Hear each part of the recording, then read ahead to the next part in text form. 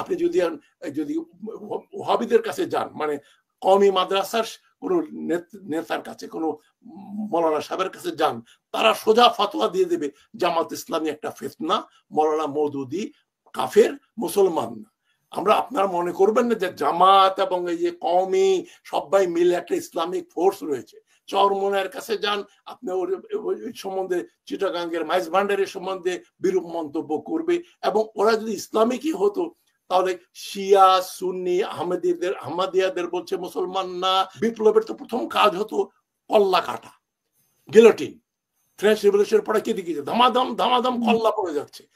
কল্লাটা একটা কল্লা কাটবেন কি, একটা লোককে গ্রেপ্তারও করতে পারছেন না, অ্যাক্সিডেন্টালি কিছু ধরা পড়েছে, তাদের ওই কোর্ট এবং আদালতে পারে জেলখানার ভিতরে আসা যাওয়া করবে, করতে করতে করতে একদিন সব খালাস হয়ে বেরিয়ে আসে।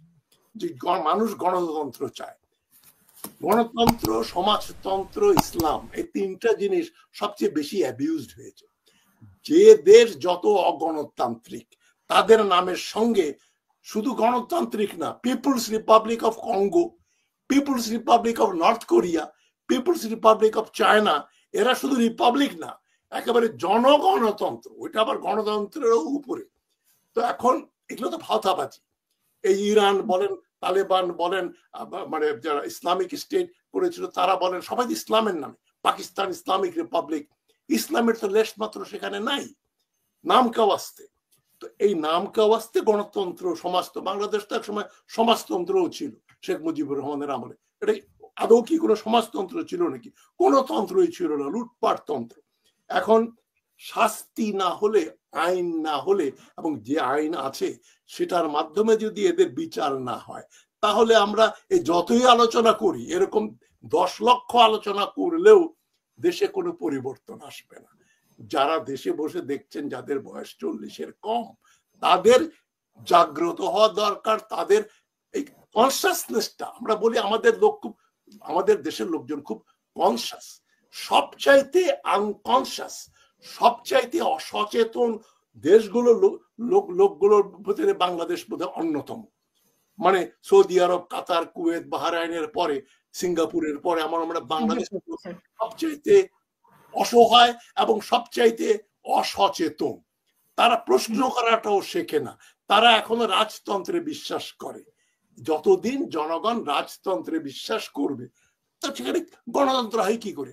কাল্ট, যে অমুকের ছেলে, আমরা তো সাধারণ মানুষ, যে জন্য রাজনীতি শব্দটাই তো অবজেকশনেবল, যে রাজা বাদশাদের নীতি, জনগণের সেখানে আউটসাইডার্স। ছোটবেলায় আমরা এটা শুনে বড় হয়েছি যে পলিটিক্স কি সাধারণ লোকের ছেলে পেলে করতে পারে নাকি? এই যে দেখেন হোসেন শহীদ সোহরাওয়ার্দী, হ্যাঁ, খাজা নাজিমউদ্দিন, তাদের উদাহরণ দেওয়া হয়তো। ভালো মানে বিত্তবান ফ্যামিলি থেকে আসতে হবে, অক্সফোর্ড কেমব্রিজে যারা পড়াশোনা করবে তারা রাজনীতি করবে। কিন্তু আমার গণমুখী হয়ে যাওয়াতে হয়েছে কি, বাংলাদেশে সবকিছু ওইটাকে ডিফাই করে, যাদের কোনো আইডেন্টিটি নাই, দাদার নাম বলতে পারবে না, তারাই তখন দেশ চালাচ্ছে। আপনি ওই যে অ্যানথ্রোপোলজি, একজন জাপানিজ একজন অ্যানথ্রোপোলজিস্ট ইস্ট পাকিস্তানে এসেছিলেন 1964-এ, তিনি ইস্ট পাকিস্তানের উপর বই লিখেছেন। তাদাহিকো হিরো বলতাম, তাদাহিকো হিরো বলেছিলেন যে গ্রামে গঞ্জে গিয়ে এভারেজ বাংলাদেশ ইস্ট পাকিস্তানি দাদার নাম বলতে পারে না, দাদার নাম তো জানি না।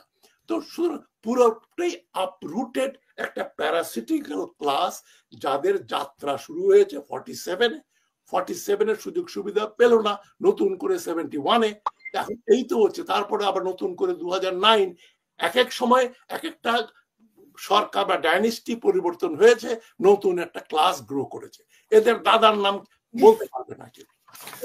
এটা তো এই ডিম আগে না মুরগি আগে, এই তর্ক তো বিতর্ক করে শেষ করা যাবে না। আমি মনে করি আমাদের কালচারের ভিতরে গণতন্ত্র নেই, সহনশীলতা নেই। আপনি একটা কথা বললেই আপনাকে ওই এরকম কথা বলছেন। আমার সম্বন্ধে অনেকে ফেসবুকে, ইউটিউব দেখার পরে বলছে, আগে তো জানতাম উনি ডক্টর হাশমি তো এখন ভারতপন্থী, তারপরে এখন ইউনুসপন্থী, আওয়ামী লীগপন্থী, ভারতপন্থী, মানে ইউনুসের বিপক্ষে কথা বললেই ভারতপন্থী, ইউনুসের বিরুদ্ধে বললেই বলে উনি এখন বিএনপি পন্থী। তা আমি এত কনফিউজ যে আমি কোন পন্থী আমি নিজেই বুঝতে। তো এখন এটা নিয়ে আমার আমার তো এর নতুন কিছু বলার নেই। আমি এই কথাগুলো আমার বইতে লিখেছি যে কালচারটা হচ্ছে ডাইনেস্টিক ডেমোক্রেসিটা একটা ভাওতা মাত্র। ইসলাম যেরকম ভাওতা, ইসলাম দিয়ে দেশ শাসন করা হয়, বিভিন্ন দলের নামে ইসলাম আছে এবং তারা কিন্তু কে মুসলমান এই ব্যাপারে কনসেনসাস নেই। আপনি যদি ওহাবিদের কাছে যান, মানে কওমি মাদ্রাসার কোন নেতার কাছে, কোন মৌলানা সাহেবের কাছে যান, তারা সোজা ফতোয়া দিয়ে দেবে জামাত ইসলামী একটা ফিতনা, মৌলানা মওদুদি কাফের, মুসলমান না। আপনারা মনে করবেন না যে জামাত এবং এই যে কওমি সবাই মিলে একটা ইসলামিক ফোর্স রয়েছে। চরমনের কাছে যান, আপনি ওই সম্বন্ধে চিটাগাঙ্গের মাইজ ভান্ডারের সম্বন্ধে বিরূপ মন্তব্য করবে, এবং ওরা যদি ইসলামিকই হতো তাহলে শিয়া সুন্নি আহমদিয়াদের বলছে মুসলমান না। আপনি হাদিসের প্রভাব এত বেশি গ্রাসরুটসে, আমাদের সমাজে আসলে ইসলাম বলে কোনো জিনিসই নাই। সুতরাং কোনোটাই খাঁটি না, সব মেকি। ইসলামও নাই, ক্যাপিটালিজমের যে সংজ্ঞা ডেমোক্রেসি ক্যাপিটালিজম সেটাও নাই, আর সমাজতন্ত্র সেটাও নাই। সুতরাং এই শূন্যতার ভিতরে আমরা বিভিন্ন ইজম আঁকড়ে ধরি। এখন এনসিপি যে হয়েছে এটা এক ধরনের অ্যানার্কি। এই অ্যানার্কি কিন্তু ডক্টর ইউনূস প্রচার করছেন, ওদের জন্য অপেক্ষা করছেন যে ওরা বাসে একটু পরে আসছে, একটু বাস ধরতে ওদের সময় লাগবে, ওই জন্য আমরা ইলেকশন পিছিয়ে দিই। এই ধরনের কথাবার্তার সঙ্গে আপনি যুক্তি দিয়ে কি বলবেন? সমাজবিদ্যা বলেন, অ্যানথ্রোপোলজি বলেন, পলিটিক্যাল সায়েন্স বলেন, ইতিহাস বলেন, এটা দিয়ে কোন যুক্তি দিয়ে আপনি বাংলাদেশে যা হচ্ছে এটা প্রমাণ করতে। আমি শেষ কথাটা বলিনি, স্নিগ্ধা যেটা বলেছেন যে এটা একটা আপসার্ড, এর ভেতরে কিন্তু মানে বিপ্লবের যথেষ্ট স্কোপ ছিল।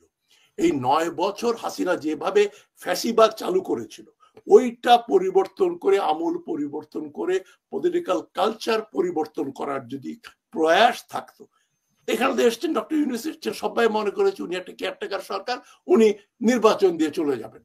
উনিও সেই ইমপ্রেশন দিলেন, সেই জন্য 10 মাসে কোনো রিফর্ম করতে পারলেন না। বিপ্লবের তো প্রথম কাজ হতো কল্লা কাটা, গিলোটিন। ফ্রেঞ্চ রিভলিউশনের পরে কি দিকে ধামাধাম কল্লা পড়ে যাচ্ছে। কল্লাতে একটা কল্লা কাটবেন কি, একটা লোকে গ্রেপ্তারও করতে পারছেন না, অ্যাক্সিডেন্টালি কিছু ধরা পড়েছে, তাদের কোর্ট এবং জেলখানার ভিতরে আসা যাওয়া করতে করতে একদিন সব খালাস হয়ে বেরিয়ে আসবে। বিচার তো হবে না। আপনি কি বলেন সালমান রহমানের কোনোদিন যাবজ্জীবন কারাদণ্ড হবে? এই যেগুলা রাশেদ খান মেনন, হাসানুল হক ইনু, এদের কোনো পানিশমেন্ট হবে? কিছুই হবে না। তো বিচার নেই যেখানে। যে যারা প্রত্যক্ষভাবে মানুষ হত্যা করেছে, আর্মির ইউনিফর্ম পরা sitting generals including the army chief, তারা মানুষ হত্যা করেছে প্রত্যক্ষভাবে। অনেক আর্মি অফিসার গুলি করে মেরেছে, পরোক্ষভাবে তো বটেই। তারা বিচারের বাইরে। তো সেখানে যে দেশে বিচার, সেখানে রাষ্ট্র কি করে?